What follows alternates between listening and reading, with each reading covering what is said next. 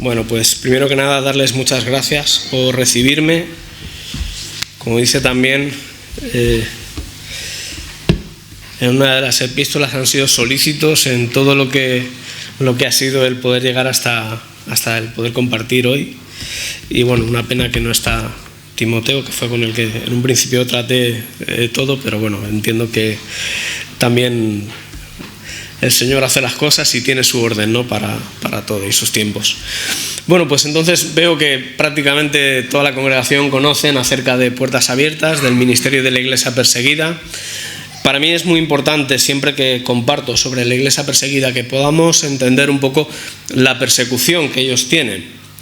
Y me gusta introducirlo un poco mediante la palabra. Nosotros, pues, no somos perseguidos aquí en Occidente. Tenemos vidas que la verdad es que nos va bastante bien a todos. No sé si alguno ha venido mirando para atrás, por si acaso le perseguía a alguien, seguro que no. Con la Biblia podemos ir bajo el brazo sin ningún miedo. Bueno, eso está muy bien. Tenemos vidas que están bastante bien, pero tenemos que ser conscientes de que no tenemos ninguna garantía de que esto siempre vaya a ser así, de que de hecho la fe tiene que ser probada. Individualmente, la fe de cada uno tiene que ser probada. Y esto es algo de lo que sabe bastante la Iglesia Perseguida. ¿Qué pasaría con nuestra fe si ese cerco que hasta ahora hemos tenido, ¿no? Somos una generación que no hemos padecido, ¿no?, ese tipo de persecución? ¿Qué pasaría si eso fuera quitado, ¿no? Si toda la sociedad, el bienestar, ¿no?, y el poder vivir bien se nos cae al suelo. ¿Dónde podríamos encontrar orientación, ¿no?, en la palabra de Dios sobre esto, sobre qué hacer en circunstancias así? Pues bueno, el ejemplo más claro creo que lo tenemos en Job, por ejemplo, ¿no? Una persona que lo tuvo todo y que lo perdió todo inmediatamente, y vamos a ver qué podemos aprender de Job. Dice: un día vinieron a presentarse delante de Jehová. Esto está en Job capítulo 1, a partir del versículo 6. Dice: un día vinieron a presentarse delante de Jehová los hijos de Dios, entre los cuales vino también Satanás. Y dijo Jehová a Satanás: ¿de dónde vienes? Respondiendo Satanás a Jehová, dijo: de rodear la tierra y andar por ella. Y Jehová dijo a Satanás: ¿no has considerado a mi siervo Job, que no hay otro en la tierra, varón perfecto y recto, temeroso de Dios y apartado del mal? Respondiendo Satanás a Jehová, dijo: ¿acaso teme Job a Dios en balde? ¿No le ha acercado a su alrededor, a él y a su casa y todo lo que tiene, y al trabajo de sus manos has dado bendición? Por tanto, si bien sus bienes han aumentado sobre la tierra, pero extiende ahora tu mano y toca todo lo que tiene, y verás si no blasfema contra ti en tu misma presencia. Y dijo Jehová a Satanás: he aquí, todo lo que tiene está en tu mano, solamente no pongas tu mano sobre él. Y salió Satanás de delante de Jehová. Bueno, el patrimonio de Job no era pequeño. Tenía 7 hijos, 3 hijas, 7.000 ovejas, 3.000 camellos, 500 asnas y bueno, un montón de yuntas de bueyes. Tenía una conducta correcta delante de Dios. Hasta el momento Dios no había permitido que nadie tocara ni perjudicara a Job de ninguna manera. Incluso tenía la precaución de hacer sacrificios por si acaso sus hijos pecaban y no hacían ese sacrificio ellos. Pues él se curaba y decía: no, voy a sacrificar yo por si acaso ellos no lo hacen. Sin embargo, en un día, de repente, los sabeos matan a sus criados, el fuego consume sus ovejas, los caldeos roban sus camellos, sus hijos mueren aplastados en un derrumbamiento. Y aún así, la respuesta de Job fue, esto está en el versículo 20: entonces Job se levantó, rasgó su manto y rasuró su cabeza, y se postró en tierra y adoró. Y dijo: desnudo salí del vientre de mi madre, y desnudo volveré allá. Jehová Dios y Jehová quitó. Sea el nombre de Jehová bendito. En todo esto no pecó, ni atribuyó Dios despropósito alguno, ni atribuyó a Dios despropósito alguno. Las pruebas que sufrió Job prosiguieron. Y luego, bueno, ya sabéis, también su cuerpo fue afectado por una terrible enfermedad que le causaba un martirio prácticamente diario el tener que vivir. Y llegó un punto en el que sí que llegó a cuestionar las cosas de Dios, ¿no? Y por lo menos a quejarse. Y finalmente Dios se aparece y tiene el famoso encuentro en el que dice: conozco que todo lo puedes y que no hay pensamiento que se esconda de ti. ¿Quién es el que oscurece el consejo sin entendimiento? Por tanto, yo hablaba lo que no entendía, cosas demasiado maravillosas para mí, que yo no comprendía. Oye, te ruego y hablaré, te preguntaré y tú me enseñarás. De oídas te había oído, mas ahora mis ojos te ven. Todo este proceso, todo este procedimiento de probar la fe de Job trajo un fruto, y es que Dios dejó de ser algo teórico para Job. Dios dejó de ser algo de lo que él conocía de oídas. Finalmente tuvo un encuentro personal que le reafirmó en su fe, y todo lo que él había perdido le fue devuelto. Y probablemente pues alguno de los que está aquí diga: bueno, vale, yo también estaría firme, aunque lo perdiera todo. Porque muchas veces creemos que ya estamos en el punto y estamos preparados para servir al Señor y para ir a donde Él nos mande, ¿no? Pedro, por ejemplo, le dijo a Jesús que él estaba dispuesto y estaba preparado para seguirle hasta la muerte. ¿Y sabéis qué sucedió? Algo parecido con lo de Job. En Lucas 22:31 dice: Simón, Simón, mira que Satanás ha pedido zarandearos a ustedes como si fueran trigo. Algo muy parecido a lo que había pasado con Job. Pero yo he orado por ti para que tu fe no falle. Y tú, cuando te hayas vuelto a mí, fortalece a tus hermanos. Señor, respondió Pedro, estoy dispuesto a ir contigo tanto a la cárcel como a la muerte.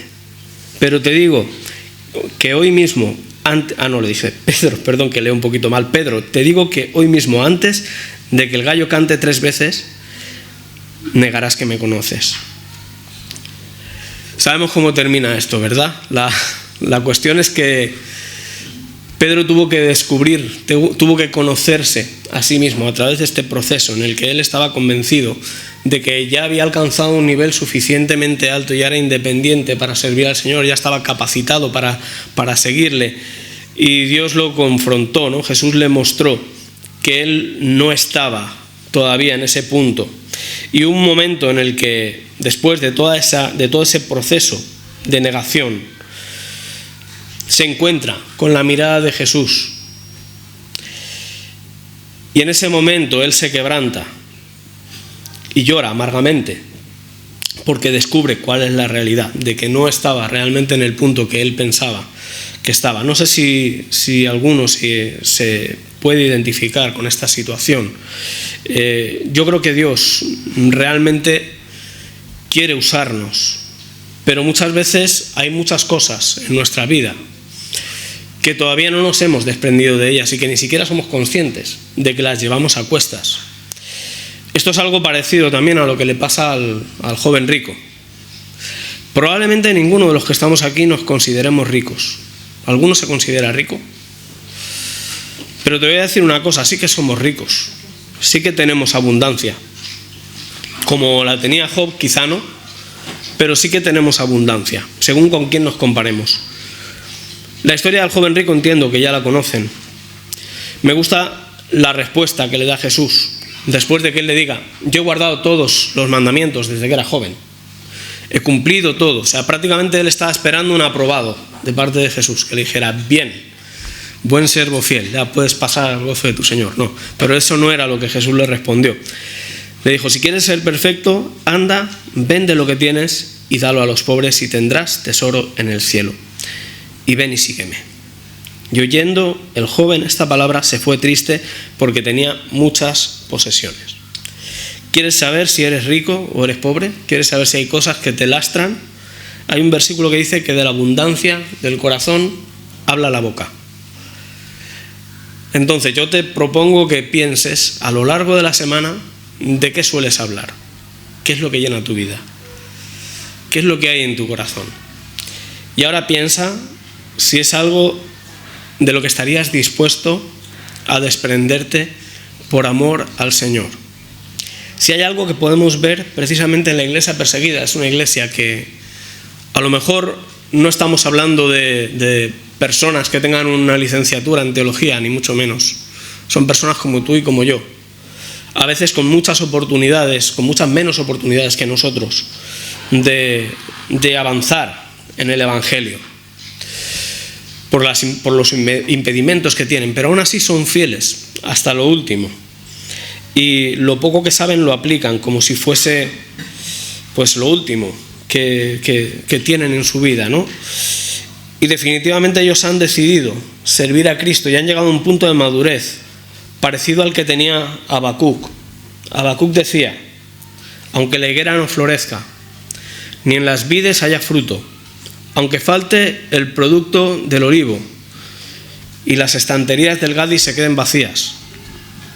Eso no lo decía, pero creo que es el espíritu de la palabra. Imagínate si todo lo que tenemos nos fuera quitado. ¿Sacudiría tu fe? ¿Te apartaría de Dios? ¿Cuestionarías a Dios? ¿Te haría replantearte las cosas que tienes?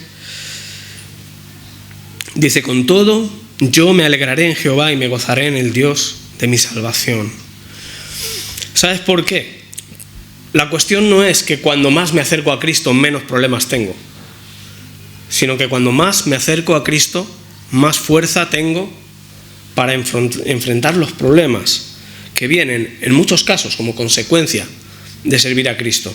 Porque en todos estos casos ni siquiera estamos hablando de una persecución por tu fe, por ejemplo. Estamos hablando de cosas que debemos de saber, y es que el hecho de ser cristianos no nos exime de que nos puedan pasar cosas malas. Ahora estamos saliendo de un periodo de pandemia bastante terrible, estábamos esperando a la nueva normalidad, ¿verdad?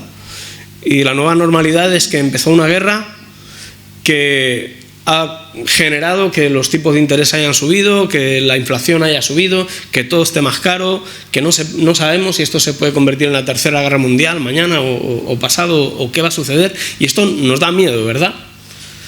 Nos asusta, nos inquieta que todo esto pueda cambiar. Sin embargo, tenemos que pensar una cosa, y es que al mundo le inquieta más todavía, porque ellos no tienen esperanza.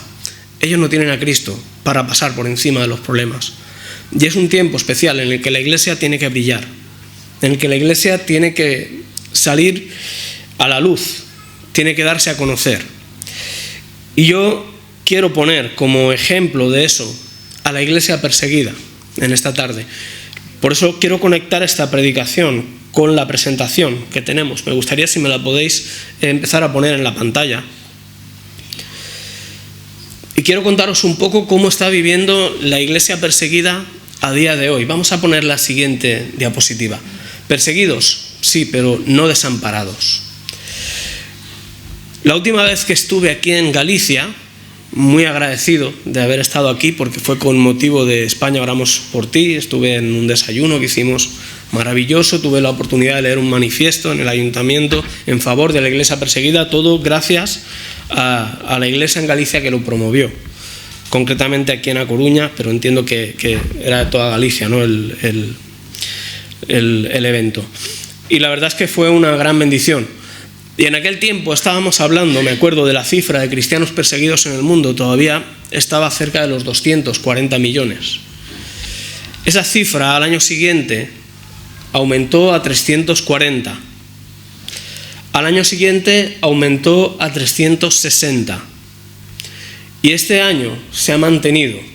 360 millones de cristianos sufren niveles altos de persecución y discriminación por su fe. Esto representa 1 de cada 7 en el mundo. La persecución no ha hecho más que aumentar desde aquel momento.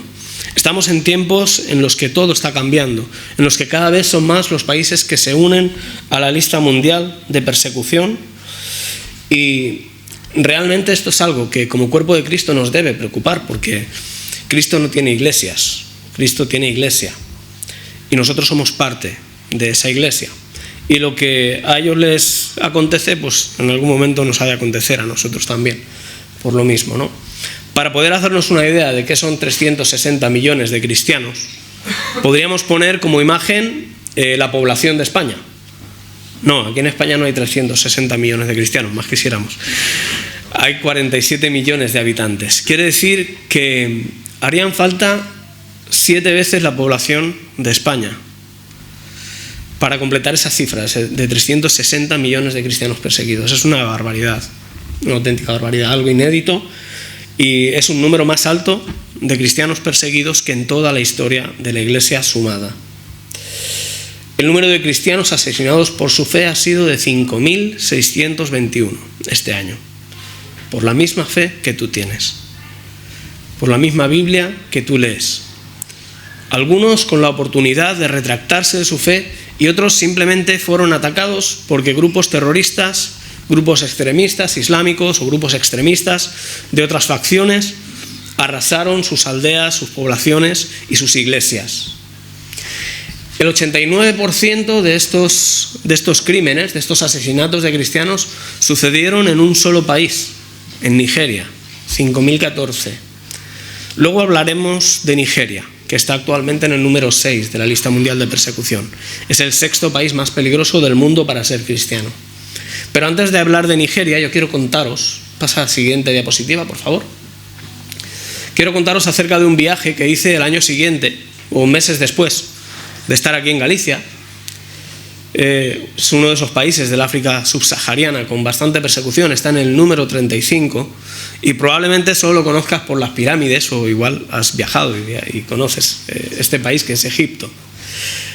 Nosotros estuvimos con puertas abiertas, hicimos un grupo de 7 personas para conocer los proyectos, conocer la iglesia perseguida allí, para saber exactamente qué era lo que estaba pasando en este país.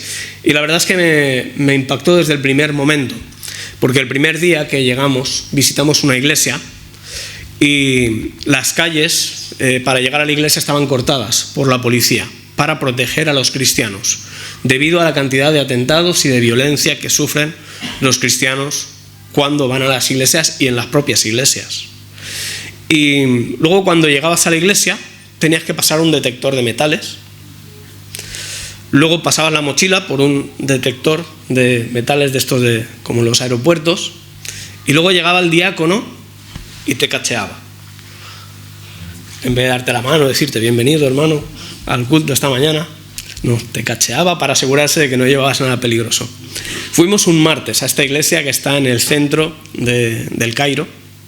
Es una de las iglesias evangélicas más grandes, y nos sentaron en la parte posterior, en la parte de atrás. La iglesia estaba llenísima, llenísima, llenísima de gente. Y yo me preguntaba, ¿todas estas personas no saben que es peligroso venir a la iglesia?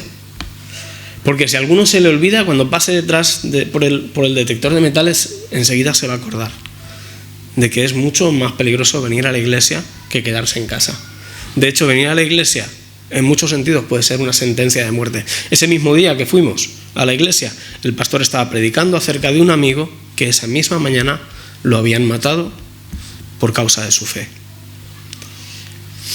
Y bueno, aún así la iglesia estaba llena, la gente adoraba exactamente igual que adoramos aquí. Y eso me conmovió porque me di cuenta de que estábamos en presencia de una iglesia muy madura, suficientemente madura como para entender que nada importa, dispuestos a consumirse por el Evangelio. Y luego también, pasa a la siguiente diapositiva, también visitamos otro tipo de iglesias. Visitamos iglesias que no son evangélicas. Esta es una iglesia copta. No los atacaron por ser coptos, los atacaron por ser cristianos. Y nosotros pudimos entrar en esta iglesia. No estaba muy claro que fuésemos a poder entrar, pero la persona que nos guiaba habló con el que estaba vigilando ese día. Hacía muy pocos meses había recibido un atentado y todavía estaban las evidencias, como podéis ver. Es muy difícil recuperarse de los efectos de un atentado con bomba, que fue lo que sucedió aquí. Era un domingo a las 10 de la mañana. Era un culto de mujeres. Toda la iglesia estaba llena de mujeres. Habían cerca de 200. Y había un solo hombre, que era el que estaba vigilando en la puerta. Precisamente por este tema de que las iglesias sufren mucha violencia en Egipto. Y todas estas mujeres estaban allí adorando al Señor, preparando su reunión, cuando de repente otro hombre irrumpió en la sala. Y el hombre que estaba vigilando trató de detenerlo. Pensó que igual este hombre pues estaba confundido y que pensaba que, no sé, no pintaba nada un hombre en una reunión de mujeres, así que trató de detenerlo. Y este hombre resultó ser un terrorista, con un cinturón de explosivos adosado al cuerpo. Y en ese mismo momento apretó el detonador y se hizo explotar por los aires, llevándose por delante las vidas de 29 mujeres. Y entre esas 29 mujeres había 2 adolescentes de 15 años, hermanas gemelas, había una niña de 3 años, habían madres, habían hijas, habían tías, habían hermanas. Todos los miembros de la iglesia, al escuchar la explosión que se escuchó en todo el Cairo, corrieron desesperados, rogando que no hubiesen víctimas, rogando que si habían víctimas no fuesen los de su entorno más cercano. Había un banco, me acuerdo claramente de ese banco, un banco de mármol, que tenía una gran mancha de sangre. Nos explicó el hombre que vigilaba ese día, que en ese banco es donde dejaban los trozos de los cuerpos de las personas. Y yo estaba horrorizado. Estaba angustiado, estaba enfadado con Dios, porque no podía entender cómo un Dios de amor puede permitir esto. Que una iglesia que le están adorando, de repente pasa algo así. Y seguramente tú tampoco puedas entenderlo, porque te digo la verdad, con nuestra mente occidental y nuestras pocas experiencias en cuanto a persecución, a veces es difícil asimilar estas cosas. Pasa a la siguiente diapositiva, por favor. Yo pensaba en este versículo de Mateo 5:44, que dice: pero yo os digo, amad a vuestros enemigos y bendecid a los que os maldicen. Y yo pensaba, para mí, sí, al que me llamaba cura en el colegio, o sea, se lo puedo perdonar. Al que me adelantó en la panadería y se me coló y compró el pan antes que yo. Pero ¿qué más enemigos he tenido yo que perdonar en mi vida? ¿Cuándo ha habido un ejército acampando contra mí? ¿Y cómo le puedes pedir a estas personas, al que ha perdido a su hija, al que ha perdido a su madre, al que ha perdido a su hermana, que perdonen y que hagan como si esto no hubiera sucedido? No es normal, no es algo natural, no es algo que hace un ser humano. Y es muy difícil de asimilar cuando estás en un lugar así. Pero la persona que nos estaba contando cómo había sucedido todo nos dijo que 2 semanas después la iglesia se reunió y decidieron hacer unas pancartas enormes. Y en estas pancartas que colgaron alrededor de toda la catedral ponía: Dios os ama, os perdonamos. Y esto impactó de tal manera a la población que cuando pasaban por ahí quedaban enmudecidos. No podían entender cómo esos cristianos que habían visto llorar en las noticias, que habían visto correr, ahora expresaban: Dios os ama, os perdonamos. Así que la televisión nacional de Egipto llamó al que dirige esta iglesia y al pastor de la iglesia evangélica que os comenté al principio a un programa de televisión en horario de máxima audiencia para preguntarles por esto. Y durante 2 horas estos 2 hombres pudieron predicar el evangelio a toda la nación, manifestando que cuando ellos retienen el odio y no dejan pasar el amor de Dios, están impidiendo que el amor llegue y que pueda cambiar las vidas de las personas. No es un sentimiento que te nace de forma natural, es una cuestión de obediencia. Tenemos que entender que Jesús lo hizo primero, y lo hizo por ti, y lo hizo por mí. ¿Estarías dispuesto a consumirte, a renunciar a tus derechos, a tu derecho a la venganza, a tu derecho a la justicia, por amor a la obra, por obedecer a ese Jesús que tanto te ha amado y que tanto ama a los egipcios? Esto es lo que está haciendo esta iglesia, y no es una cosa pequeña. Dios puede utilizar una iglesia que está dispuesta a romperse. Y no hablo de una iglesia local, hablo de personas que están dispuestas a romperse por el evangelio, como estas personas. Dios puede hacer maravillas y milagros con una iglesia así. Siguiente, por favor. Lo peor que te puede pasar en Egipto no es morir por Cristo. Morir por Cristo es fácil.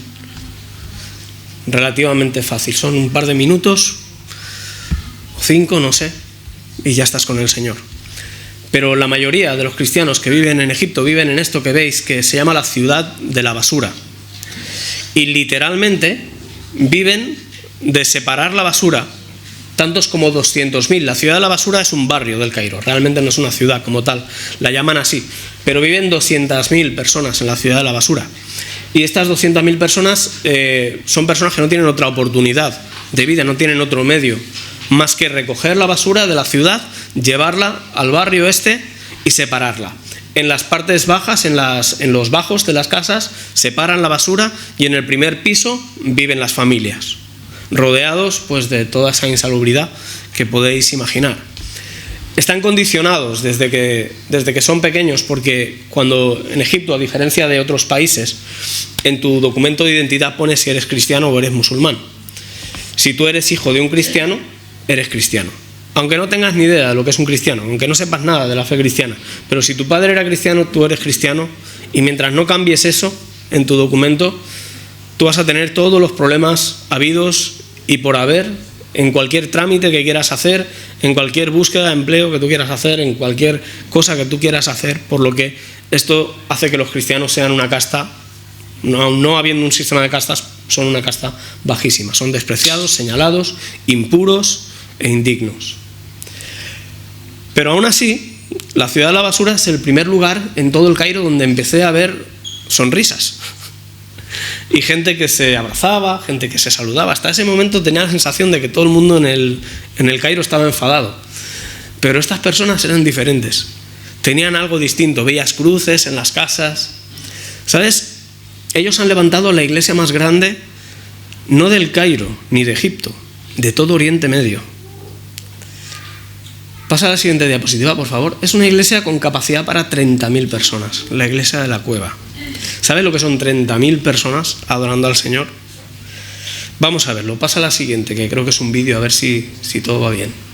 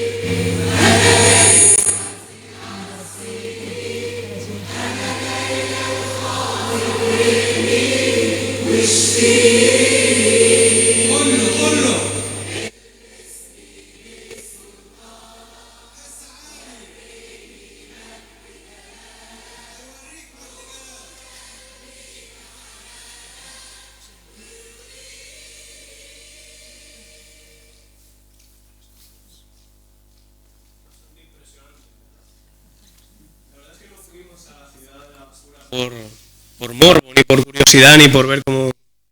Fuimos porque queríamos llegar a la iglesia de la Cueva, y para llegar a la iglesia de la Cueva tienes que atravesar la ciudad de la basura, porque la iglesia de la Cueva está en el centro, en la parte más alta de la montaña.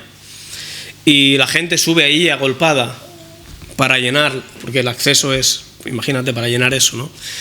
Cómo es el acceso, ¿no? Para entrar a la iglesia. Nosotros fuimos un miércoles y la verdad es que había un montón de gente allí. Y nos quedamos muy impresionados, íbamos muy cómodamente en nuestra furgoneta, nos abrimos paso por allí, llegamos, por fin abrimos la puerta de la furgoneta. ¿Sabéis lo primero que hice? Taparme la nariz.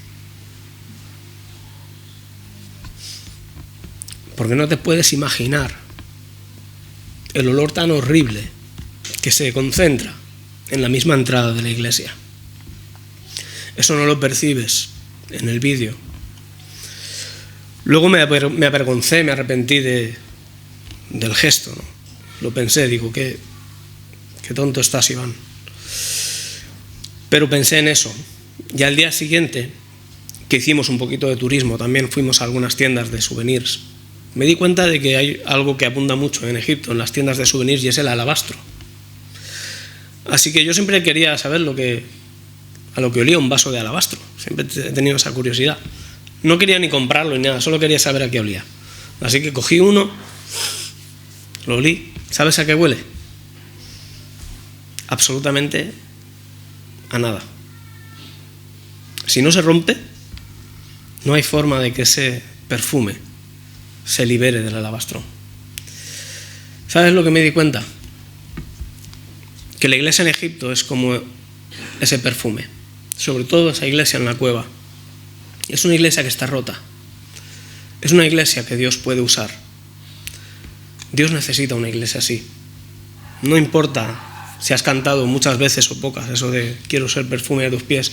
Si no estás dispuesto a romperte por el Evangelio, si no estás dispuesto a consumirte por la gran comisión, todavía no has entendido de qué va esto. Egipto no es el único país. Como digo, quería hablaros un poco de Nigeria. Vamos a ver el siguiente. Porque como dije antes, el 89% de los asesinatos de cristianos en este año anterior sucedieron aquí, 5.014.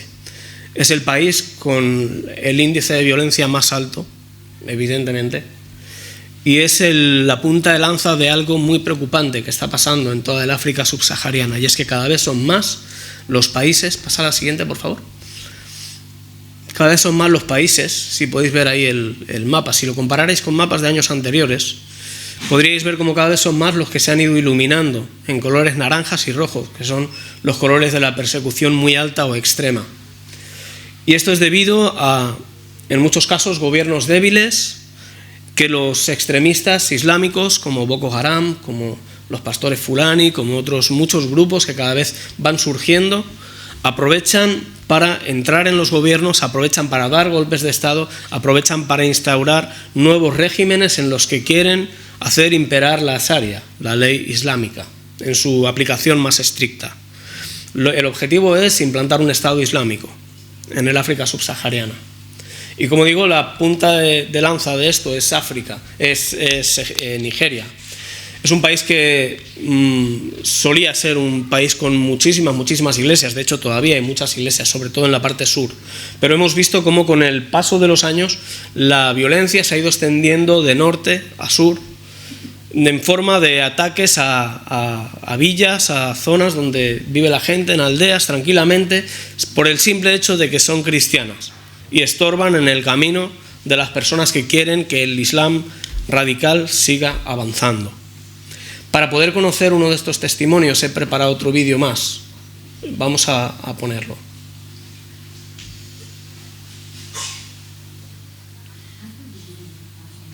Los queríamos mucho. Si nos pasaba algo malo, también venían a preocuparse por nosotros. Realmente vivíamos en paz.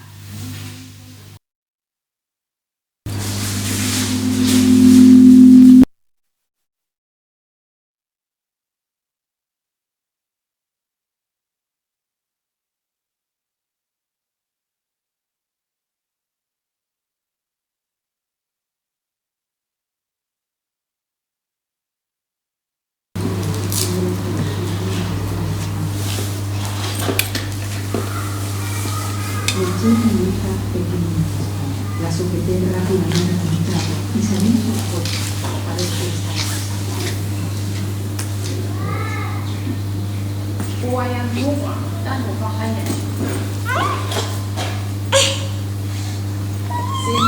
Corrí hacia el arroyo y vi que había gente con luces a lo largo del río. Lo seguí en esa dirección.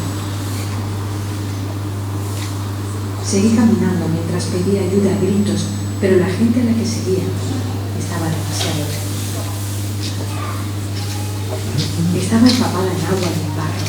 Mi hijo lloraba, pero yo seguía caminando.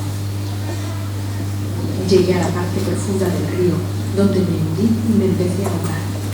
Mi hija lloraba, mientras yo luchaba por salir. Ni siquiera pude explicar cómo logré llegar a la orilla del río. Y fue ahí donde, en medio del caos, me pregunté: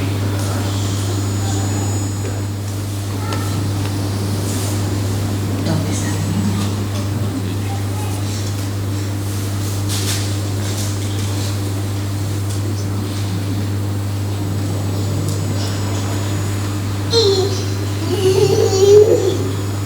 Fui a casa de mi hermano mayor y vi que los fulanis le habían disparado y lo habían quemado junto con su casa. Habían acuchillado muchas veces y habían asesinado a su marido, Jesús. Habían incendiado casas por todo el pueblo y habían robado a nuestros amigos.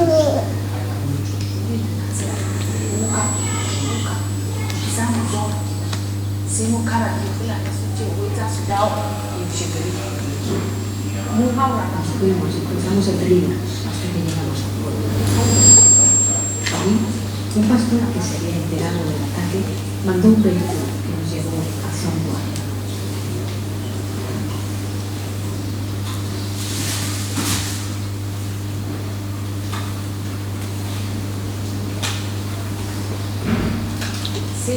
Me encontré con mis hijos al tercer día de estar en el campamento. Me los trajeron allí y los abracé llorando, porque temían que los hubieran asesinado, incluso si no había llegado a nuestros pueblos. Este es mi único consuelo.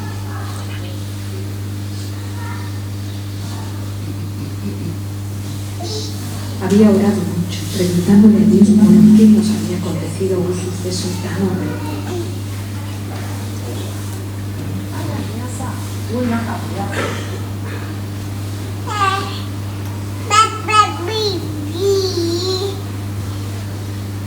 Entré en el centro de tratamiento y vi a la señora que nos daba la terapia. Enseguida empecé a sentir paz y a relajarme. El miedo que había sentido antes desapareció.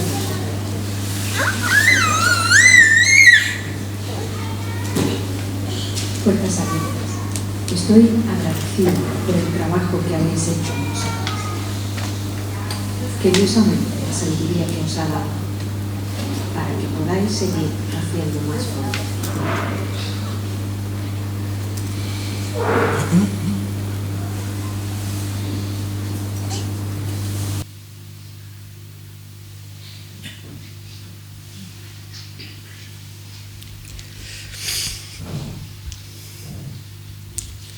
Bueno, no sé si lo habéis podido entender todo bien, pero Ajaratu es una víctima de la violencia de los pastores fulani. Un día su aldea fue atacada en plena noche y tanto ella como sus hijos huyeron. Ella cogió a su bebé y se la amarró a la espalda y tuvo que entrar en un río para poder escapar, hacia donde ella intuyó que estaba escapando la gente. Y en ese río llegó un momento en el que no hacía pie. Cuando salió del río, su hija ya no estaba. El río la había arrastrado. Además de eso, no sabía si sus hijos estaban vivos o los habían matado. Hasta 2 semanas después no se enteró de que estaban vivos, que fue cuando los recuperó, y eso fue su consuelo. El hecho es que no es la única víctima de aquel ataque, y estos ataques se suceden constantemente. en Nigeria. Es muy habitual cuando llegan los pastores fulani y atacan tu aldea por el simple hecho de que necesitan ese espacio para ellos, o porque quieren tu ganado, o porque simplemente, como no eres de la misma fe que ellos, es más fácil justificar la violencia de esta manera. Cuando una persona como Ajaratu pasa una circunstancia como esta, su fe también se tambalea, como lo haría la fe de cualquiera. Y parte del trabajo de Puertas Abiertas es el fortalecer, dentro de lo posible, a cristianos que están sufriendo cosas como las que ha sufrido ella.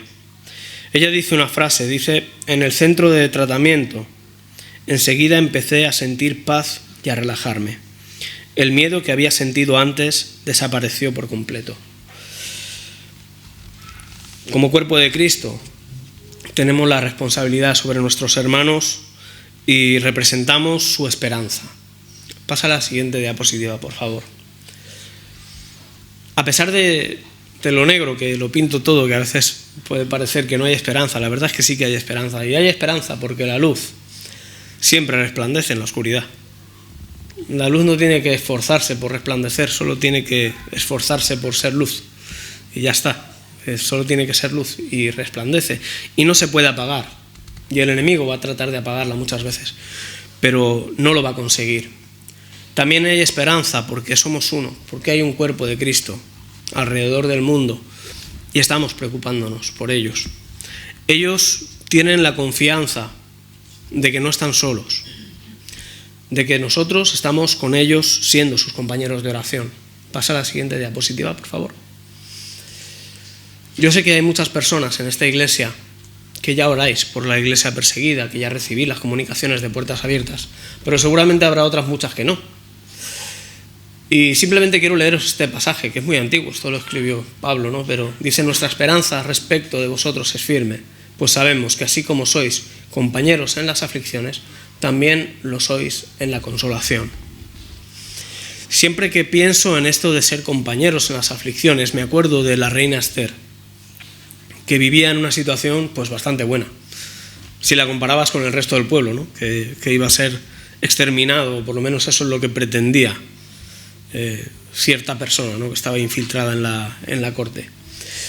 Y a la reina Esther se le dio un ultimátum que se lo dio Mardoqueo. Le dijo: si callas absolutamente, la salvación y la liberación vendrán de aquí o vendrán de allá, vendrán de algún lado. Pero no es que ellos vayan a dejar o sea, no es que ellos no vayan a recibir ayuda si tú no les ayudas, la ayuda vendrá de algún lado. Pero el hecho es que Dios nos deja participar en esto, nos deja participar en su milagro con la iglesia perseguida, en la restauración de personas como Ajaratu. Y yo quiero invitaros a que formemos parte de ese grupo de compañeros de oración. Siguiente, por favor. Lo que ellos nos piden es muy sencillo, es que oremos. Y nosotros con esta palabra hemos hecho aquí un pequeño acróstico y le hemos puesto un sentido a cada letra. La O evidentemente es de ora. Un compañero de oración, ¿qué es lo que hace? Pues ora. La R es de responde, también respondemos a sus necesidades. La E es de escribe.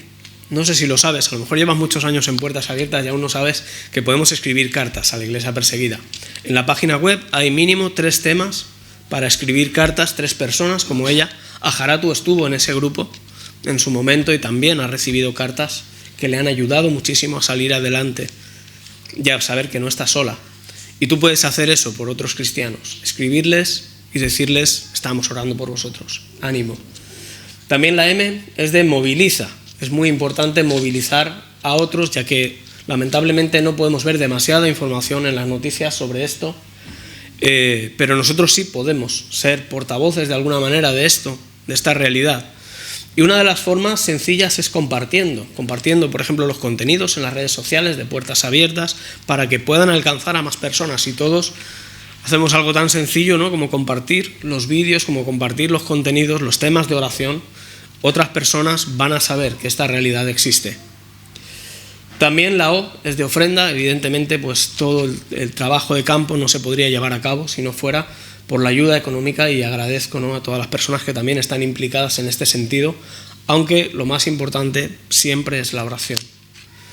Y la S, para mí, es la más importante de todas también, es sabe, porque es un condicionante para poder orar. Si no sabes, pues difícilmente vas a poder orar, o no vas a poder orar por lo menos de una forma eficiente. Si yo te pido que ores por mí, pues lo más seguro es que lo primero que me preguntes es ¿por qué? Porque necesitas conocerme o conocer mi trasfondo, saber qué es lo que me está sucediendo. Y por eso es que os hemos repartido a la entrada estos papelitos para daros nuevamente la oportunidad a aquellos que a lo mejor ya no recibís el calendario de oración y el boletín de puertas abiertas, o aquellos que nunca lo habéis llegado a recibir. Pues yo quiero que tengáis la oportunidad de rellenar la hoja que dice digo que sí, quiero convertirme en un compañero de oración. Con letra legible, por favor, que luego hay que pasarlo al ordenador y es difícil. La parte de detrás tiene información sobre donativos, no te asustes, no tienes que hacer un donativo, es completamente gratuito. Lo que sí que queremos es que la aproveches y que ores, que utilices los temas para enriquecerte, para ver cómo ellos viven, para también de alguna manera evaluar tu vida en comparación a cómo vive la iglesia perseguida, y que esto te desafíe a crecer. Y ya está, tienes que cortar la hojita. Veréis que he puesto ahí, le he pedido un trocito prestado a donde están los libros.